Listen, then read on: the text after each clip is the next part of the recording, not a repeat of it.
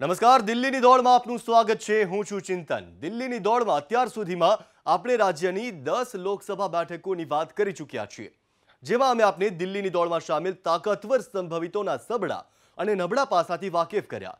આજે કચ્છ અને મધ્ય ગુજરાતની એક લોકસભા બેઠકના સંભવિતોને નજીકથી જાણવાનો પ્રયાસ કરીશું।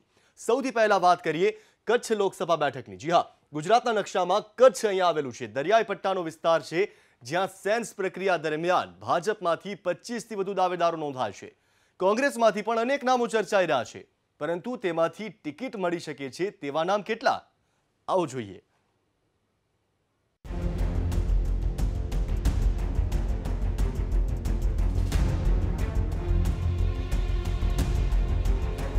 વિસ્તારની દ્રષ્ટિએ ભારતના સૌથી મોટા જિલ્લાની લોકસભા બેઠક એટલે કચ્છ લોકસભા બેઠક।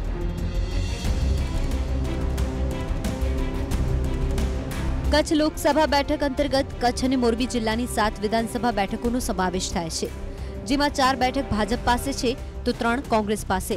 હાલ ભાજપમાં સેન્સની પ્રક્રિયા ચાલી રહી છે, કારણ કે 1996થી આ બેઠક પર સતત ભાજપની જીત થઈ રહી છે। 2014ની ચૂંટણીમાં શું હતી સ્થિતિ? 2019માં કોને ટિકિટ મળશે તેનો આધાર ગઈ ચૂંટણીના પરિણામો પર રહેલો છે। 2014માં ભાજપના વિનોદ ચાવડા અને કોંગ્રેસના ડોક્ટર દિનેશ પરમાર વચ્ચે ટક્કર થઈ હતી, જેમાં ચાવડાને 5,62,855 મત તો ડોક્ટર દિનેશ પરમારને 3,08,373 મત મળ્યા હતા। પરિણામે વિનોદ ચાવડા 2,54,482 મતથી ચૂંટાયા। સાંસદને ફરી ટિકિટ મળવાની સંભાવના કેટલી? સૌથી પહેલા વાત સાંસદની કરીએ કે ભાજપ ફરીથી વિનોદ ચાવડા પર વિશ્વાસ મૂકશે કે કેમ। એસસી અનામત આ બેઠક પર ગઈ ચૂંટણીમાં ચાવડા 2.5 લાખથી વધુની જંગી લીડથી વિજેતા બન્યા હતા, પણ 5 વર્ષમાં તેઓની કામગીરી સામે સવાલ ઉઠી રહ્યા છે। શિક્ષિત હોવા છતાં ભાજપનો એક યુવા ચહેરો છે, જો કે પક્ષમાં આંતરિક જૂથવાદ તેઓને નડી શકે છે। કેટલાક વિસ્તારમાં પ્રજાલક્ષી કાર્યો કર્યા છે, જો કે લીઝલેન્ડના પ્રશ્નોનું તેઓ યોગ્ય સમાધાન નથી આપી શક્યા। 5 વર્ષની અંદર ખૂબ વિકાસના કાર્યો આપણે કહી શકીએ। મુખ્ય તો આપણે કહી શકીએ કે એક પાસપોર્ટ જેવી ઓફિસ કચ્છને મળવાથી જે એક સૌથી મોટો એક કચ્છ માટેનો જે આ ભારત સરકારના માધ્યમથી જે એક પ્રશ્ન હતો એનું સોલ્યુશન પણ આપણે લાવ્યા છીએ। જમા પાસાને ધ્યાને લેવાય તો વિનોદ ચાવડાને ટિકિટ મળી શકે છે, જો કે હાલ ચાલી રહેલી સેન્સ પ્રક્રિયામાં મત વિસ્તારમાંથી 30 જેટલા દાવેદારોએ ટિકિટની માંગણી કરી છે। એવામાં ચાવડાએ સૌથી પહેલા તો પક્ષમાં જ સ્પર્ધા જીતવી પડશે અને પોતાની તાકાત પુરવાર કરવી પડશે। ભાજપમાં નોંધાયેલા દાવેદારોમાં જે મુખ્ય ચહેરા છે તેની વાત કરીએ તો ગાંધીધામના પૂર્વ ધારાસભ્ય રમેશ મહેશ્વરી, રામજી મેરિયા અને જિલ્લા પંચાયતના સભ્ય નરેશ મહેશ્વરીનો સમાવેશ થાય છે। શું માની રહ્યા છે પત્રકારો? ભાજપની અત્યાર સુધીની એવી ઓલી જોવા મળી છે પ્રણાલી, છેલ્લી ઘડીએ જેનું નામ ચર્ચામાં હોય એની જગ્યાએ કોઈ નવો જ ચહેરો લોકો સમક્ષ આવી શકતો હોય છે। હરીફને ફરી ટિકિટ મળવાની સંભાવના કેટલી? 2014માં કોંગ્રેસ જામનગરના દિનેશ પરમારને કચ્છ લોકસભા બેઠક પર ટિકિટ આપેલી, જો કે તેઓ હારી ગયા।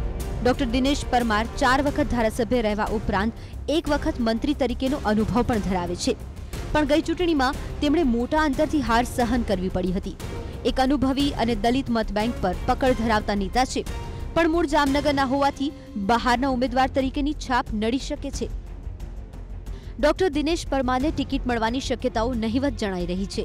એવામાં કોંગ્રેસ જે અન્ય ચહેરા પર મંથન કરી રહી છે તેમાં ડોક્ટર નરેશ ગરવા, જિલ્લા કોંગ્રેસના પૂર્વ પ્રમુખ નરેશ મહેશ્વરી અને ગાંધીધામ નગરપાલિકામાં નેતા વિપક્ષ અજીત ચાવડા મેદાનમાં છે। પ્લાનિંગ સાથે આગળ જઈએ તો 17 લાખ, 17.25 લાખ જેવી ટોટલ વોટિંગની અંદર 4 લાખની આજુબાજુ માઇનોરિટી એટલે લઘુમતી સમાજના મતદારો છે, 3 લાખની આજુબાજુ અનુસૂચિત જાતિ એટલે દલિત સમાજના મતદારો છે, ઉપરાંત ક્ષત્રિય સમાજ, આહિર સમાજ અને પાટીદાર સમાજ આ બધા ફેક્ટરો સાથે કામ કરે છે। એટલે થોડુંક પ્લાનિંગ સાથે જઈએ તો કચ્છ લોકસભા બેઠક અઘરી નથી અને અમારી પાસે એના માટેનું તમામ બ્લુ પ્રિન્ટ પણ છે। પાર્ટી જે કાંઈ નિર્ણય લેશે એની સાથે અમે હંમેશા કોંગ્રેસ પક્ષ અને કોંગ્રેસ પક્ષના આગેવાનોને ધ્યાનમાં રાખીને જ આ રીતે અમે સંગઠન ચલાવી રહ્યા છીએ।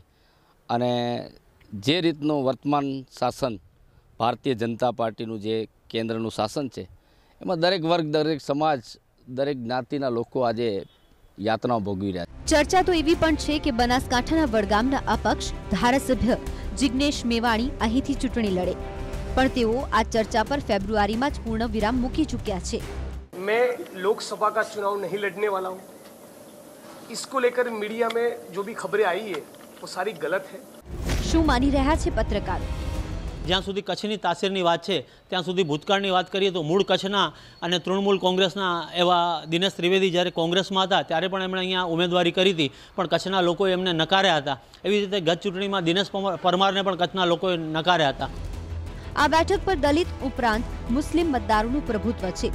બક્ષીપંચ મતદારો પણ પરિણામ બદલવા સક્ષમ છે. એવામાં દરેક જ્ઞાતિ વર્ગ સમુદાય સાથે સંકલન સાધી શકે તેવા જ ઉમેદવારને બંને પાર્ટીઓ પ્રાધાન્ય આપશે.